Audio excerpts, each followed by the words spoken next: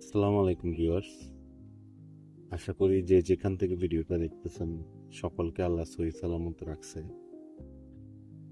এখানে খামারে আমি আমার এই সবচেয়ে প্রিয় জায়গা যেটা বলি সবসময়, আগের কোনো ভিডিওতে আপনাদেরকে বলেছিলাম, ওখানে বসে আছি। এখানে মানে যেটা বলার জন্য এই ভিডিওটা করা, খামার করতে গিয়ে প্রথমে 4 বছর হয়েছে আমি আমার এই খামারটা শুরু করছি। এই করোনার পর থেকে আমরা এটা চালু করছি। এরপর অনেক স্বপ্ন দেখছি, অনেক স্বপ্ন আসলে। দিনরাত এই খামার নিয়েই আমার যত চিন্তা ভাবনা। অফিস, আমি ব্যাংকে জব করি, ব্যাংকে জব করার পর এই যতক্ষণ সময় পেয়েছি কিভাবে মাছ চাষ করা যায়, কিভাবে অ্যাগ্রো ফার্ম করা যায়, কিভাবে এই ফার্মটাকে বড় করা যায়, এটা নিয়ে করছি। কিন্তু আসলে গত 4 বছরে যদি সত্যি কথা বলতে হয়, কখনো গেইন করছি, কখনো লুজও করছি। অনেক ভুলভ্রান্তি ছিল, ওই ভুলভ্রান্তিগুলা শুধরাবো। আমার কথা হচ্ছে, আমি চাকরির পাশাপাশি যখন এই জিনিসটা দাঁড় করাতে পেরেছি, ইনশাল্লাহ আমি যখন ফুল টাইম যদি এখানে দিতে পারি, তাহলে আল্লাহ হয়তো ভালো কিছুই রাখছেন। আসলে ভিডিওটা এই জন্য করা না, ব্যর্থতা বা সফলতা নিয়ে কথা বলার জন্য না। ভিডিওটা এই মুহূর্তে অন করছি শুধুমাত্র আপনাদেরকে এই মুহূর্তের ভালো লাগাটা শেয়ার করার জন্য।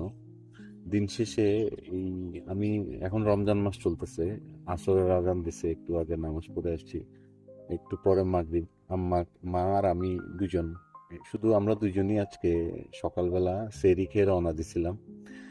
যেহেতু আম্মু জাকাতের কিছু ইস্যু আছে আমাদের এখানে গ্রামের, এই সবাইকে জাকাত দেন। তো আমি সেহরি খেয়ে মাকে নিয়ে রওনা দিছি, সকালবেলা এসে পৌঁছেছি। আমারও কিছু কাজ আছে, কিছু পাঙ্গাস মাছের পোনা সেল করতে হবে।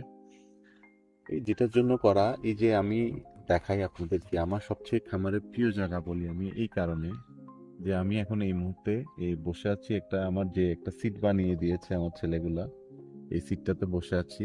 দেখেন, সূর্য অনেকটা ডুবি ডুবি, চারিদিক নিস্তব্ধ, একদম চারিদিক নিস্তব্ধ।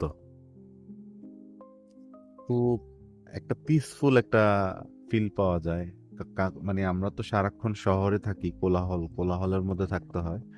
এখানে একদম সব কিছু মনে হচ্ছে যে আমি ছাড়া এখানে আর কেউ নেই, আসলে কেউ নাই এই খামারে এই মুহূর্তে।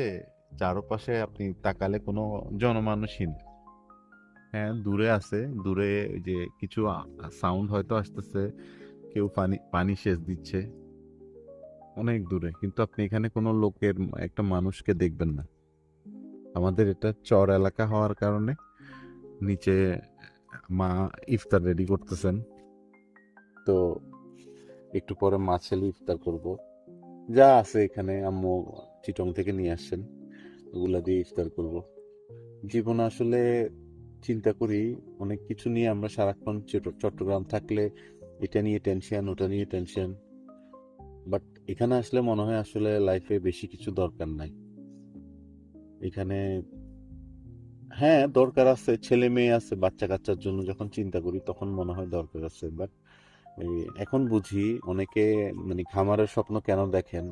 বা দিন শেষে আমার আমার মনে হয় যে আমার বাবাকে এখানে এখনো উনি আসেন নেই, গত 2-3 মাস হয়েছে ঝামেলার কারণে আসেন নেই। আমার মনে হয় আসলে মানে খুব ভালো ফিল করবেন। এক রাত এখানে ছিলেন খামারটা করার পরে, 4 বছরে আমার বাবা কখনো খামারে রাতে স্টে করেন নাই।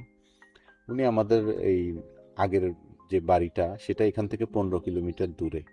তো উনি সবসময় ওখানেই থাকতেন, মানে ওখানেই থাকতে স্বাচ্ছন্দ্য বোধ করেন। একবার রিকোয়েস্ট করে আম্মু সহ এখানে রাখা হয়েছিল।